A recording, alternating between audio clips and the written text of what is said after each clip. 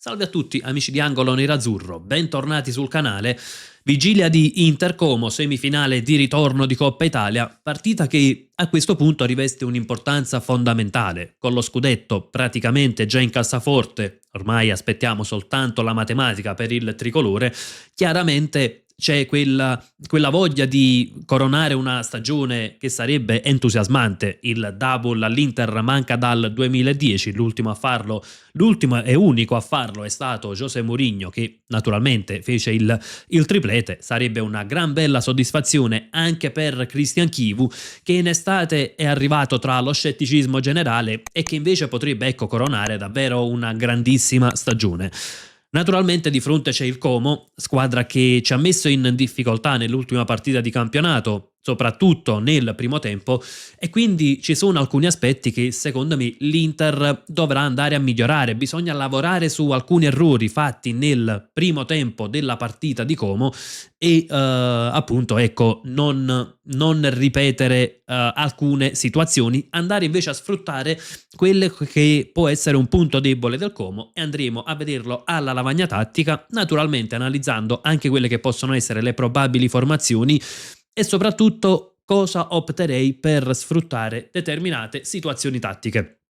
Andiamo subito alla lavagna tattica e naturalmente il Como lo abbiamo schierato col 4-2-3-1, non penso che vada a snaturarsi, non lo ha fatto in campionato Fabregas. Penso che il Como punterà su quelli che sono i suoi principi di gioco, quelli ormai soliti, quindi magari costruzione dal basso, i due terzini che si alzano, quindi ecco, riepilogando brevemente per evitare insomma di fare una nuova analisi molto simile a quella fatta per il campionato. Comunque terzini che si alzano e danno subito una possibile uscita laterale, almeno uno dei due centrocampisti che si abbassa, probabilmente sarà Perrone se dovesse essere questa la formazione. Poi in fase di sviluppo l'ampiezza da un lato la dà Diao, Nico Paz va ad occupare l'half space sulla destra, Baturina occupa quello sulla sinistra e da quest'altro lato l'ampiezza la dà Baglie.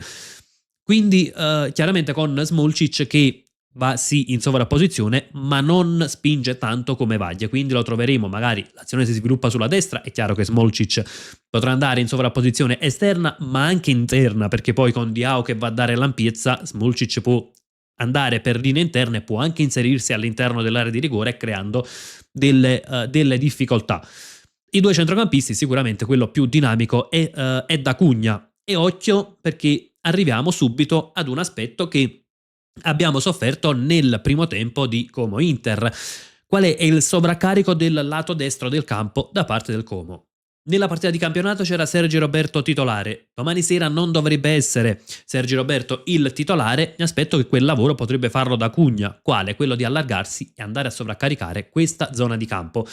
Perché andavano a sovraccaricare questa zona? Perché qui in campionato c'era Van der Bremt, lavoro che può fare tranquillamente anche Smolcic, può alzarsi, essere qui in possesso di palla, quindi col pallone qui a Smolcic, magari Zielinski sarà tentato ad uscire per andare a chiudere ecco, il portatore di palla. A quel punto cosa accade? Che in questa zona di campo c'è praticamente un vuoto, rimane un buco per quanto riguarda ecco, il lato sinistro dell'Inter, e qui il Como cercava appunto di approfittare con la rapidità di Diao, con in quel caso era Sergi Roberto, come detto potrebbe farlo D'Acunha che si allargava e andava a dare aiuto, con Nico Paz che giocava in questa posizione. Quindi arriviamo al primo punto: cosa può fare l'Inter per evitare di soffrire allo stesso modo in cui ha sofferto nei primi 45 minuti della sfida del Sinigaglia? Ovviamente mi riferisco al campionato, non alla Coppa Italia. Innanzitutto Zielinski, ma così come in generale, l'Inter potrebbe puntare più a chiudere le linee di passaggio che ad uscire sul diretto portatore di palla, perché le uscite sui portatori di palla del Como, per quanto l'Inter non abbia fatto un pressing uomo su uomo, ma le uscite sui portatori di palla creano sempre dei problemi, perché il Como è una squadra che si muove tanto, quindi scambiano posizione. Per esempio Nico Paz parte da trequartista, ma raramente lo troveremo in questa posizione, lo troveremo molto più spesso ecco, sul centrodestra.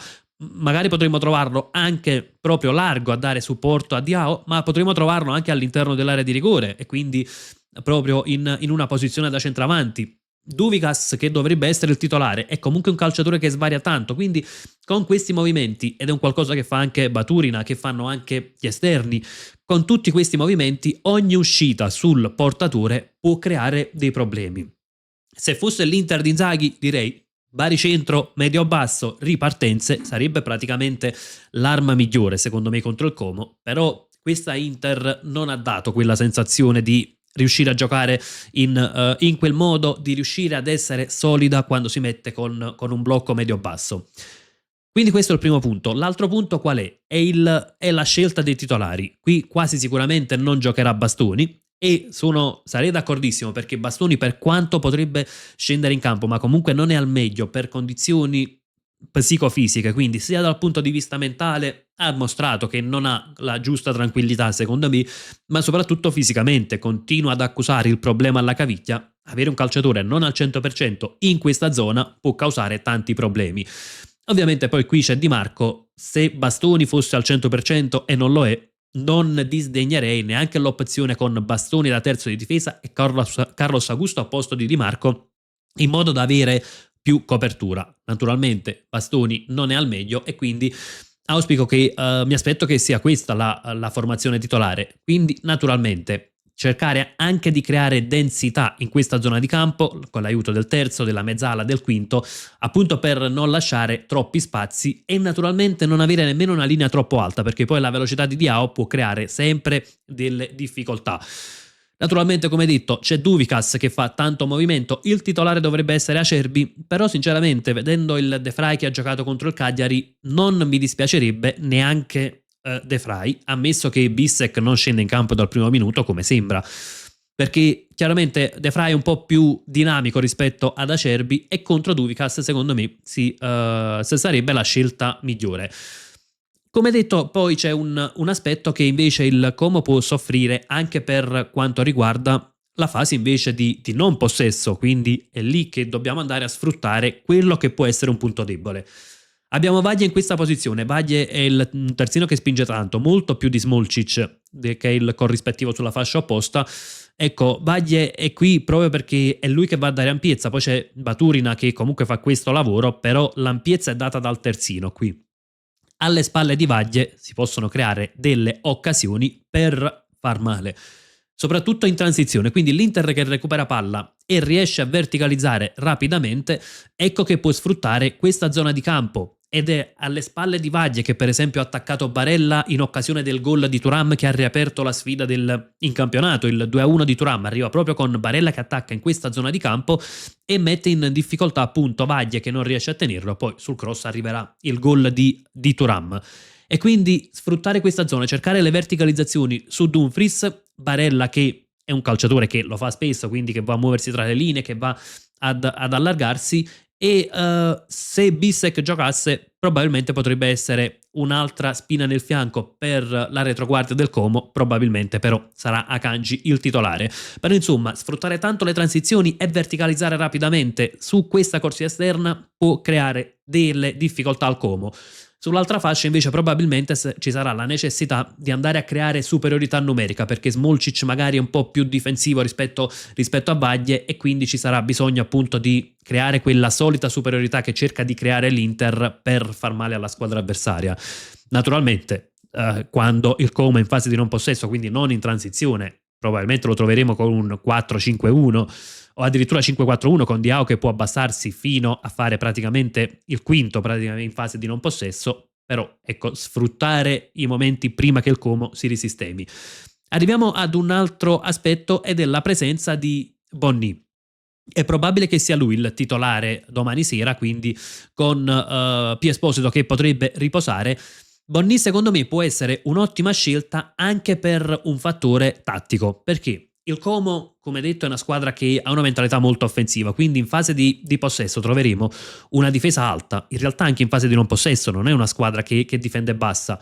Nella partita di campionato cosa è successo? Che l'Inter spesso andava ad appoggiarsi su Pio Esposito, che però faceva fatica a tenere palla. Sia Pio che Thuram nel primo tempo l'Inter provava l'appoggio su di loro perché sulle corsie esterne non riusciva a spingere, soprattutto a destra, in realtà In realtà l'Inter a destra ci andò poco, ecco, provò o sulla sinistra o ad appoggiarsi sugli attaccanti e Pio Esposito puntualmente perdeva i duelli.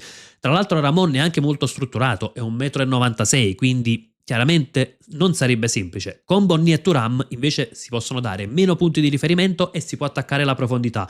E tra l'altro sono due calciatori che possono svariare tanto. Per esempio, Thuram può attaccare la profondità e Bonni lo possiamo trovare in questa zona di campo. E quindi torniamo alla situazione precedente, attaccare lo spazio alle spalle di Vaglie. Può essere anche il contrario, magari in alcune circostanze può trovarsi Thuram largo e Bonni pronto ad attaccare la profondità. Insomma, solitamente non è una coppia di attacco che a me piace, perché forse non è molto assortita, però sicuramente in questa partita avere calciatori rapidi d'attacco alla profondità possono essere decisamente un fattore. Chiudiamo anche con l'ultimo appunto, ed è Josep Martinez, che dovrebbe essere il titolare e secondo me deve essere assolutamente il titolare domani sera. Perché se Kivu puntasse nuovamente su Sommer sarebbe innanzitutto un aver completamente annullato qualsiasi possibilità a Martinez di rimanere all'Inter, sarebbe anche una mancanza di rispetto per il calciatore, perché a quel punto sembrerebbe quasi un contentino averlo fatto giocare in campionato col Cagliari e poi in Coppa gioca Sommer. E invece secondo me è giusto puntare su Martinez per diversi aspetti.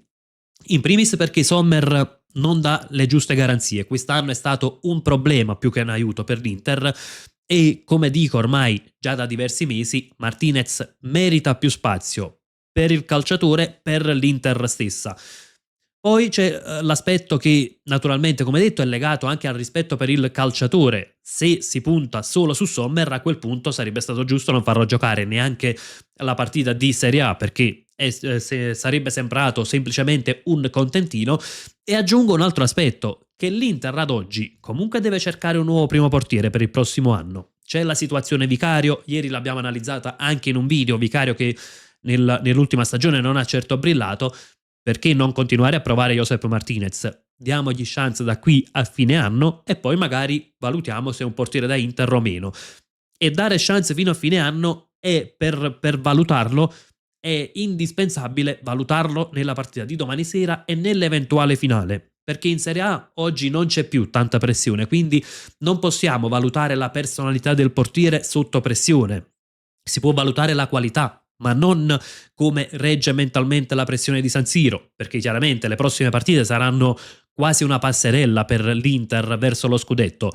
In Coppa invece ci sarà pressione, perché è un Inter che domani sera deve conquistare la finale, poi eventualmente ci sarà una finale e quindi lì effettivamente si può valutare se è un portiere che regge anche dal punto di vista mentale i grandi appuntamenti. Quindi assolutamente andiamo con Martinez titolare, diamo chance e magari può essere che il numero uno del prossimo anno ce l'abbiamo già in casa, con un investimento che può essere dirottato in altri ruoli, visto che comunque l'Inter avrà bisogno di rinforzare la difesa, di rinforzare il centrocampo, di rinforzare le corsie esterne, quindi assolutamente bene provare Josep Martinez titolare. Concludo con un ultimo nome ed è quello di Luis Enrique, che si è un po' vociferato che potrebbe insidiare la titolarità. In realtà Luis Enrique secondo me è un tipo di partita che potrebbe soffrire, soprattutto se, come qualcuno ha ipotizzato, giocasse al posto di Di Marco, proprio per il fattore di cui parlavamo prima, di un Como che va a sovraccaricare, che sfrutta tanto questa corsia, che in questa zona di campo ci ha creato difficoltà nella partita di campionato. Luis Enrique non è assolutamente un quinto difensivo.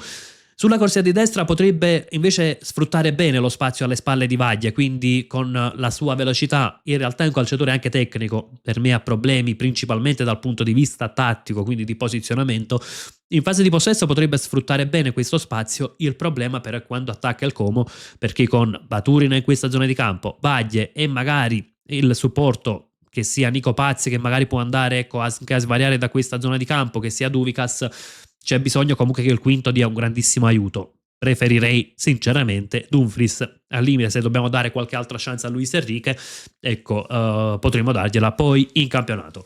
Aspetto le vostre considerazioni nei commenti, cosa vi aspettate dalla partita di domani sera, se secondo voi l'Inter parte favorita anche in virtù, perché no, di un aspetto mentale, perché il Como di Fabregas ha messo praticamente in difficoltà tutte le grandi, ad eccezione dell'Inter, dove ha sempre faticato, è uscito sconfitto o al massimo con un pareggio nella semifinale d'andata proprio di Coppa Italia, però insomma con un Inter imbottita di riserve. Aspetto le vostre considerazioni, come sempre io vi lascio con un gran bel Forza Inter!